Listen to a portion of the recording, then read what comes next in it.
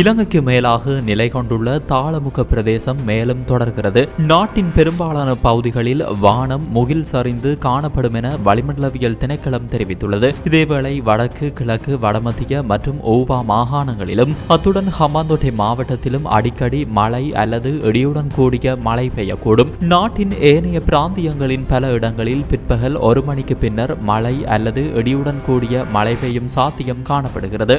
வடக்கு மற்றும் கிழக்கு மாகாணங்களின் சில இடங்களில் 100 மில்லிமீட்டரிலும் கூடிய பலத்த மழை பெய்யக்கூடும். ஏனைய பிராந்தியங்களின் சில இடங்களில் 75 மில்லிமீட்டரிலும் கூடிய ஓரளவு பலத்த மழை பெய்யக்கூடும். மத்திய சப்ரகமுவ, மேல் மற்றும் தென் மாகாணங்களின் சில இடங்களில் அதிகாலை வேளையில் பனிமூட்டம் காணப்படும். பலத்த காற்றும் மின்னல் தாக்கங்களும் ஏற்படக்கூடிய சந்தர்ப்பங்களில் பொதுமக்கள் அவதானத்துடன் செயல்படுமாறு கேட்டுக் கொள்ளப்படுகின்றனர். பொத்துவில் தொடக்கம் திருகோணமலை காங்கேசந்துறை ஊடாக மன்னார் வரையான கரையோரத்திற்கு அப்பால் உள்ள கடல் பிராந்தியங்களில் அடிக்கடி மழை அல்லது இடியுடன் கூடிய மழை பெய்யக்கூடும். நாட்டை சூழ உள்ள ஏனைய கடல் பிராந்தியங்களின் பல இடங்களில் பிற்பகல் அல்லது இரவு வேளைகளில் மழை அல்லது இடியுடன் கூடிய மழை பெய்யக்கூடும். கடல் பிராந்தியங்களில் மணித்தியாலத்திற்கு 20 முதல் 30 கிலோமீட்டர் வேகத்தில் வடகிழக்கு திசையில் இருந்து காற்று வீசும். திருகோணமலை தொடக்கம் காங்கேசந்துறை, மன்னார், புத்தளம், கொழும்பு ஊடாக காலி வரையான கரையோரத்திற்கு அப்பால் உள்ள கடல் பிராந்தியங்களில் மணித்தியாலத்திற்கு 45 கிலோமீட்டரிலும் கூடிய வேகத்தில் அடிக்கடி காற்று அதிகரித்து வீசக்கூடும்.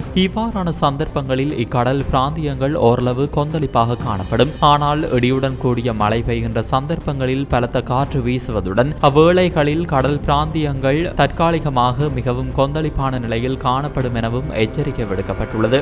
இதேவேளை வடக்கு மற்றும் கிழக்கு மாகாணங்களின் பல பகுதிகளுக்கும் கிடைத்து வருகின்ற கனமழை நீடிக்கும் வாய்ப்புள்ளது என யாழ்ப்பாண பல்கலைக்கழக புவியியல் துறை சிரேஷ்ட விரிவுரையாளர் நாகமுத்து பிரதீபராஜா தெரிவித்துள்ளார். அவரால் நேற்று வெளியிடப்பட்ட வானிலை அறிக்கையில் தற்பொழுது வடக்கு மற்றும் கிழக்கு மாகாணங்களின் பல பகுதிகளுக்கும் கிடைத்து வருகின்ற கனமழை மேலும் நீடிக்கும் வாய்ப்புள்ளது. அதாவது எதிர்வரும் 19ஆம் தேதி வரை வடக்கு மற்றும் கிழக்கு மாகாணங்களில் தொடர்ச்சியாக மழை கிடைப்பதற்கான வாய்ப்புகள் காணப்படுகின்றன. கடந்த நாட்களில் மட்டக்களப்பு நகரை அண்மித்த பிரதேசங்களில் தொடர்ச்சியாக 250 மில்லிமீட்டருக்கு மேற்பட்ட மழை கிடைத்துள்ளதாகவும் அவர் தெரிவித்துள்ளார். இதேவேளை யாழ்ப்பாணத்தில் நேற்று முதல் பல பகுதிகளுக்கும் சராசரியாக மழை வீழ்ச்சி கிடைத்துள்ளது. இந்த நிலைமை இன்னமும் 2 நாட்களுக்கு நீடிக்கும் என்பதால் நிலம் நிரம்பு நிலையடைந்த பல பிரதேசங்களில் தொடர்ச்சியாக கிடைக்கும் கனமழை வெள்ள அனர்த்தத்தை ஏற்படுத்துவதற்கான வாய்ப்புகளை கொண்டிருக்கின்றன. அந்த வகையில் யாழ்ப்பாண மாவட்டத்தினுடைய தாழ்நில பகுதிகள், குறிப்பாக யாழ் நகரை அண்மித்த பகுதிகள், மட்டக்களப்பு மாவட்டத்தின்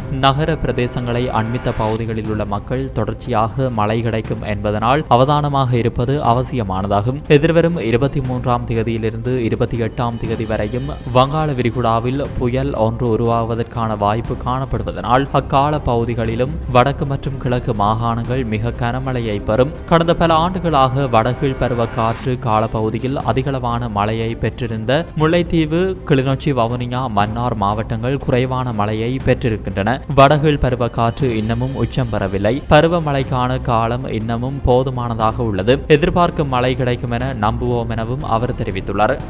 இதேவேளை யாழ்ப்பாணத்தில் நிலவும் சீரற்ற காலநிலை காரணமாக நயினாதீவு குறியட்டுவான் படகு சேவையின் இறுதி படகின் நேரத்தில் மாற்றம் செய்யப்பட்டுள்ளதாக தனியார் படகு உரிமையாளர்கள் சங்கத்தினர் தெரிவித்துள்ளனர். நயினாதீவிலிருந்து இறுதி படகு சேவை மாலை 5 மணிக்கும், குறியட்டுவானில் இருந்து இறுதி படகு சேவை மாலை 5:30 மணிக்கும் இடம்பெறவுள்ளது. அதே நேரம் பழமையான ஏனைய சேவை நேரங்களில் மாற்றமில்லை எனவும் அறிவிக்கப்பட்டுள்ளது.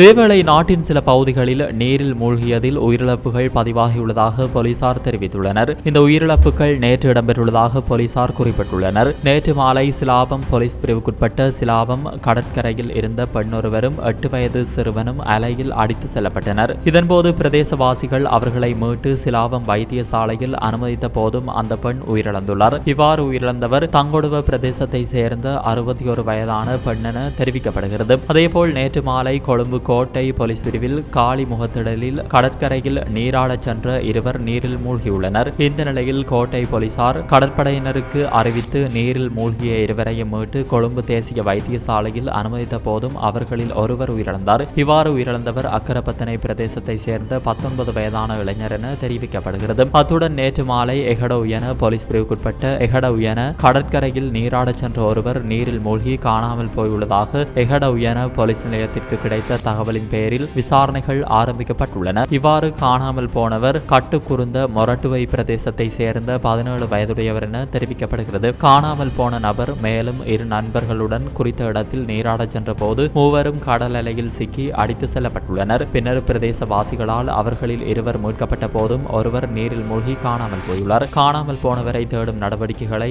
எகடோவியன போலீசார் மேற்கொண்டு வருகின்றனர்.